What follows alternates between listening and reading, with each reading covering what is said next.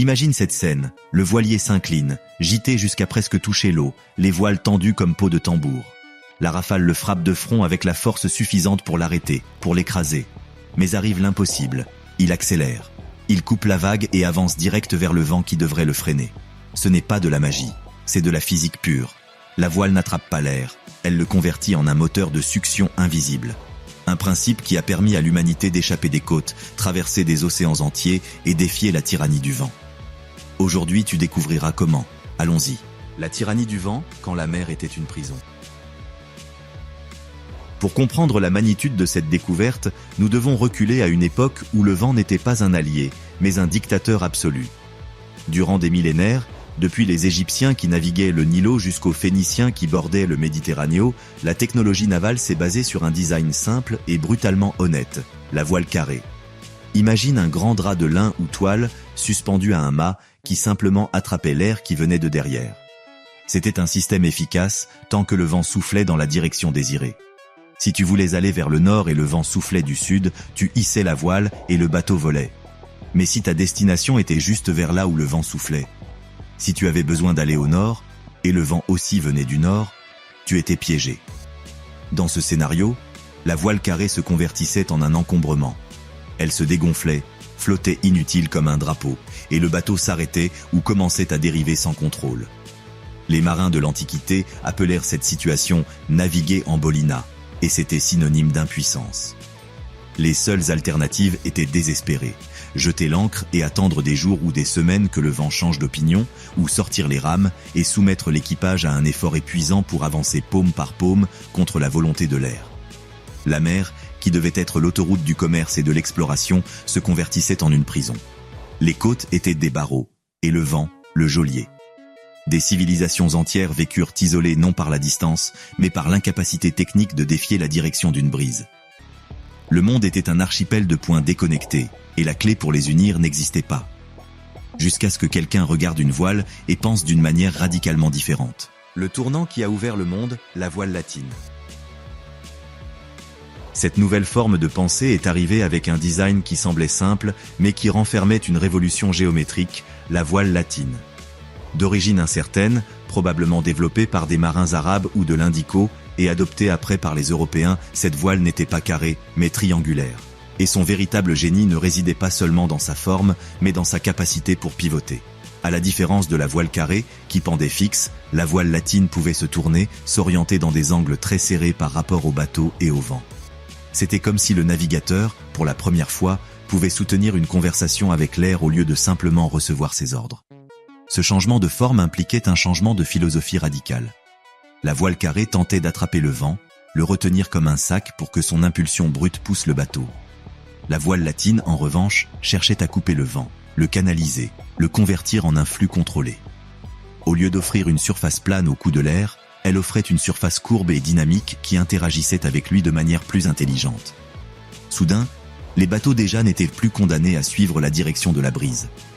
Ils pouvaient tracer des angles, avancer dans des directions qui avant étaient impossibles, gagner des mètres précieux contre le vent dans une série de manœuvres calculées. Cette innovation, apparemment technique, a eu des conséquences historiques titaniques. Sans la voile latine, les caravelles portugaises n'auraient pas pu descendre la côte africaine, où les vents et courants jouèrent constamment contre. Sans elle, Colomb n'aurait pas pu manœuvrer dans le Caraïbe, ni Magalhães n'aurait trouvé le passage vers le Pacifico. La voile latine fut la clé qui a ouvert les océans, l'outil qui a transformé la mer d'une prison en un réseau de chemins. Mais son succès cachait un mystère plus profond. Pourquoi fonctionnait-elle ? Que se passait-il sur la surface de cette toile triangulaire pour que le bateau puisse avancer vers le vent ? La réponse n'était pas dans l'histoire, mais dans la physique, et requérait de comprendre que la voile avait cessé d'être un simple chiffon pour se convertir en quelque chose de complètement différent. Une aile. La voile qui se transforme en aile, le secret de Bernoulli. Pour dénouer le mystère, nous devons oublier tout ce que nous croyons savoir sur comment le vent interagit avec les objets. L'intuition nous dit que le vent pousse, qu'il applique une force dans la direction où il souffle. Mais quand un voilier navigue contre le vent, cette intuition se convertit en un piège. La clé est de comprendre que, dans ces conditions, la voile cesse de fonctionner comme un parachute et commence à opérer exactement comme l'aile d'un avion. Seulement, au lieu d'être horizontale pour générer une sustentation vers le haut, elle est verticale pour générer une sustentation vers les côtés et vers l'avant. Observe une voile bien tendue pendant que le bateau serre le vent. Elle n'est pas plane. Elle a une courbure prononcée, comme le profil d'une aile. Quand le vent frappe sur cette surface courbe, le flux d'air se divise en deux chemins. Une partie de l'air voyage par l'extérieur de la courbe, le côté de Barlovento, et une autre partie voyage par l'intérieur, le côté de Sotavento. Grâce à la viscosité de l'air, ce fluide invisible mais réel, le courant se colle à la toile et parcourt les deux côtés. Ici arrive la magie de la physique. Dû à la courbure, l'air qui parcourt le côté extérieur, le côté convexe, a un chemin plus long que l'air qui parcourt l'intérieur. Pour que les deux courants d'air se rencontrent au bord de sortie de la voile en même temps, l'air du côté extérieur doit voyager plus vite. Et quand un fluide comme l'air augmente sa vitesse, sa pression diminue. C'est le célèbre principe de Bernoulli, le même qui permet que les avions volent. Le résultat est une asymétrie de pression brutale. Sur le côté intérieur de la voile, le côté qui donne au vent, la pression est haute. Sur le côté extérieur, le côté qui donne vers là où le bateau veut aller, la pression est basse, presque un vide relatif. Le bateau, littéralement, n'est pas en train d'être poussé par le vent qui frappe la voile. Il est en train d'être suctionné vers l'avant par le vide que la voile génère sur sa face opposée. C'est une force subtile, invisible, mais constante et puissante. Le vent déjà n'est plus un mur qui nous frappe. C'est un fleuve qui coule autour de notre voile et nous entraîne avec lui. Le paradoxe est résolu. Le bateau avance contre le vent parce que la voile a transformé la poussée en succion. Mais cette révélation nous confronte à un nouveau problème, aussi défiant que l'original. Cette force de succion, ce vide qui tire le mât, ne pointe pas directement vers l'avant, vers la proue. Elle pointe principalement vers un côté, dans un angle presque perpendiculaire à l'avancement du bateau. Si le voilier était seulement une coque vide avec une voile en haut, le résultat serait désastreux. Le vent simplement pousserait le bateau de côté, le ferait dériver sans contrôle comme une feuille entraînée par le courant, et toute tentative d'avancement serait inutile. Nous avons besoin d'une deuxième pièce fondamentale dans ce casse-tête. Nous avons besoin de quelque chose qui s'oppose à ce glissement latéral avec une force titanique, quelque chose qui attrape l'eau et ne la lâche pas. Quelque chose qui arrive là où nos yeux ne peuvent pas voir, dans le royaume obscur et froid sous la surface de la mer. La voile nous donne la puissance, mais c'est ce qui est caché sous la coque qui décide vers où nous allons. L'ancre invisible, la quille qui défie la mer. La voile, avec sa courbure parfaite, génère cette succion fascinante qui tire le bateau. Mais il y a un problème géométrique inéluctable. Cette force de succion ne pointe pas vers où nous voulons aller. Elle pointe dans une direction qui est presque perpendiculaire à l'avancement, vers le côté. Si le voilier était seulement une coque lisse avec une voile en haut, le vent l'entraînerait latéralement sans pitié. Le bateau dériverait comme une feuille morte, incapable de progresser vers son objectif. La force de la voile se dissiperait dans un mouvement inutile et le rêve de naviguer contre le vent mourrait là même. Pour éviter ce destin, les constructeurs navals ont idéé une pièce maîtresse d'ingénierie qui agit dans le royaume invisible sous la surface, la quille. La plupart des gens imaginent la quille comme un simple lest, un poids qui évite que le bateau chavire. Et il est vrai qu'elle remplit cette fonction. Mais son véritable but est beaucoup plus sophistiqué. La quille est, en essence, une aile verticale immergée, une ailette profonde et rigide qui se plante dans l'eau et se refuse à bouger latéralement. Pour comprendre son pouvoir, nous devons nous rappeler une vérité physique fondamentale. L'eau est approximativement 800 fois plus dense que l'air.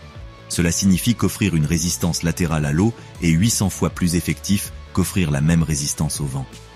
La quille, avec sa grande surface immergée, profite de cette densité brutale. Quand le vent pousse le bateau vers un côté, la quille s'affronte à une masse d'eau immense qui se refuse à être déplacée. C'est comme tenter de traîner un panneau publicitaire à travers une piscine. La résistance est féroce, presque inamovible. Maintenant vient la partie la plus belle de cet équilibre de force. Imagine que tu prends une graine de pastèque humide et glissante et tu la presses entre tes doigts index et pouce. Tu serres avec force depuis les côtés. La pression est latérale, mais la graine, au lieu de rester immobile ou de se briser, part projetée vers l'avant. Pourquoi ? Parce que tu as bloqué son mouvement latéral avec tant d'efficacité que le seul degré de liberté qui lui reste est de se projeter dans la direction perpendiculaire à la pression. La quille fait exactement cela avec le bateau. Elle bloque la tentative du vent d'entraîner la coque de côté, offrant une résistance monumentale. Toute cette énergie que la voile a générée, cette succion puissante, n'a pas d'autre remède que de se canaliser vers le seul endroit où le bateau peut se déplacer, vers l'avant, vers la proue. La quille convertit une force latérale en avancement. C'est une négociation physique où le perdant, le vent, finit en poussant le bateau exactement vers là où il ne voulait pas qu'il aille. La zone interdite, la limite que la physique impose. Mais même avec cette chorégraphie parfaite entre voile et quille, la nature impose une limite qu'aucun ingénieur n'a pu dépasser. Il n'existe pas le bateau qui puisse naviguer directement contre le vent, avec la proue pointant en ligne droite vers la direction d'où souffle la brise. Si tu tentais de le faire, la voile perdrait sa courbure magique. Elle se dégonflerait, commencerait à flotter comme un drapeau inutile, et le bateau s'arrêterait dans l'eau, se balançant sans but. C'est la zone interdite, l'angle mort de la navigation à voile. Cet angle limite, au-delà duquel la physique se refuse à collaborer, est d'approximativement 45 degrés à chaque côté de la direction du vent. En termes nautiques, on dit qu'un voilier peut serrer le vent jusqu'à environ 45 degrés. Cela signifie que si le vent vient du nord, le bateau peut pointer vers le nord-ouest ou vers le nord-est, mais jamais directement au nord. C'est une barrière invisible, une ligne tracée par les lois de l'aérodynamique qu'aucun design ne peut croiser. Pourquoi cette limite ? Parce que quand l'angle est trop serré, le flux d'air déjà ne peut plus se coller à la surface extérieure de la voile. La courbure cesse de générer la différence de pression nécessaire. Au lieu de couler doucement, l'air se détache, forme des remous et turbulences, et la succion disparaît. La voile se convertit de nouveau en un simple chiffon qui flotte au vent, offrant plus de résistance que de propulsion. C'est la nature disant « Jusqu'ici tu peux arriver. Tu ne peux pas me tromper du tout. Tu peux seulement négocier. » La danse du zigzag, la technique du tac ou virement. Accepter cette limite ne signifie pas se rendre. Cela signifie être plus astucieux que le vent. Pour arriver à un point qui est directement à l'encontre de la direction de l'air, les navigateurs ont développé une technique millénaire qui ressemble à une danse, un zigzag constant et calculé sur la surface de la mer. Cela s'appelle tacking en anglais ou virada en espagnol. La manœuvre est élégante dans sa simplicité. Le capitaine oriente le bateau le plus près possible de cette limite de 45 degrés. Durant un moment, le voilier avance en diagonale, gagnant des mètres dans une direction qui n'est pas celle désirée, mais qui se rapproche de l'objectif de façon oblique. Ensuite, à un moment précis, le gouvernail tourne, la baume traverse le pont avec un coup sec, les voiles s'ajustent et le bateau commence à avancer dans la diagonale opposée, autre 45 degrés vers l'autre côté. Avec chaque virement, le bateau trace un Z sur l'eau, se rapprochant lentement, mètre par mètre, de ce point qu'il a juste en face. Ce processus est beaucoup plus complexe qu'il n'y paraît, parce que le vent que ressent le navigateur n'est pas le même que celui qui souffle sur l'océan. C'est un mélange trompeur appelé vent apparent. Quand le bateau est arrêté, tu ressens le vent réel. Mais quand le bateau commence à bouger, il génère son propre vent, produit de sa vitesse. Cette combinaison du vent réel et du vent d'avancement crée une direction perçue qui est différente de la réelle. Plus le bateau va vite, plus le vent apparent change. C'est une boucle de rétroaction constante. Le bateau accélère, le vent apparent se déplace, et le navigateur doit ajuster les voiles pour maintenir l'angle optimal d'attaque. C'est comme poursuivre un objectif qui bouge chaque fois que tu t'approches. Pour cela, les régassiers de haute compétition semblent danser sur le pont, ajustant constamment cordage et écoute. Ils ne sont pas nerveux. Ils sont en train de dialoguer avec un fantôme, avec un vent qui n'existe que dans leur propre perception. Le retour du géant, voile à l'ère du carbone. Tu pourrais penser que tout cela, cette sagesse millénaire de voiles et quilles, est seulement une curiosité historique, un sport pour riches ou une passion romantique. Tu te trompes. Nous assistons à une renaissance silencieuse mais profonde de la propulsion éolienne, et cette fois dans l'industrie la plus lourde de la planète, le transport maritime global. La crise climatique a mis une pression immense sur les gigantesques navires cargo qui brûlent du fioul lourd et traversent les océans. Leurs émissions sont l'une des sources les plus difficiles à éliminer. Et les ingénieurs, au lieu de chercher des solutions futuristes impossibles, ont regardé vers l'arrière, vers les principes que nous venons d'expliquer, et ont dit « Ça a fonctionné durant des siècles, ça peut fonctionner de nouveau. » Mais déjà nous ne parlons plus de toiles de coton hissées à la main. Nous parlons de voiles rigides de fibres de carbone, profils aérodynamiques qui ressemblent à des ailes d'avion géantes montées sur des ponts de pétroliers. Ces voiles ne flottent pas, ne s'usent pas, et sont contrôlés par des ordinateurs qui optimisent l'angle d'attaque en temps réel comme un régassier expert, mais avec une précision surhumaine. Les premiers designs sont déjà en train de naviguer, et les calculs montrent des réductions de consommation de combustible allant jusqu'à 30% sur des routes océaniques. Une autre technologie sœur est le rotor Flettner, un cylindre vertical qui tourne sur lui-même. Quand le vent frappe sur ce cylindre en rotation, il se génère une force perpendiculaire grâce à l'effet Magnus, le même principe qui fait qu'une balle de tennis avec effet courbe sa trajectoire. Ces rotors, froids, métalliques, sont en essence des voiles sans toile, des machines de succion pure qui profitent du même vide que créait la voile latine, mais avec l'efficacité de l'ère du carbone. Le principe est le même. La physique est la même. Seuls les matériaux ont changé. Le vent, ce tyran qui une fois a enchaîné l'humanité à la côte, est appelé de nouveau à servir, cette fois pour sauver la planète de sa propre dépendance au pétrole. Naviguer contre le vent est, au fond, la métaphore la plus parfaite de l'ingéniosité humaine. Il ne s'agit pas de s'affronter aux éléments avec force brute, de tenter de plier la nature à pur muscle. Il s'agit de quelque chose de beaucoup plus subtil et puissant. Comprendre les règles du jeu avec tant de profondeur que nous puissions utiliser la propre énergie de l'adversaire pour nous propulser. La voile ne vainc pas le vent, elle l'utilise. La quille ne lutte pas contre l'eau, elle négocie avec elle. Le navigateur ne maudit pas la rafale qui lui frappe le visage. Il la mesure, il la calcule, il la convertit en son allié. Et dans ce processus de compréhension, il transforme l'impossible en une routine quotidienne.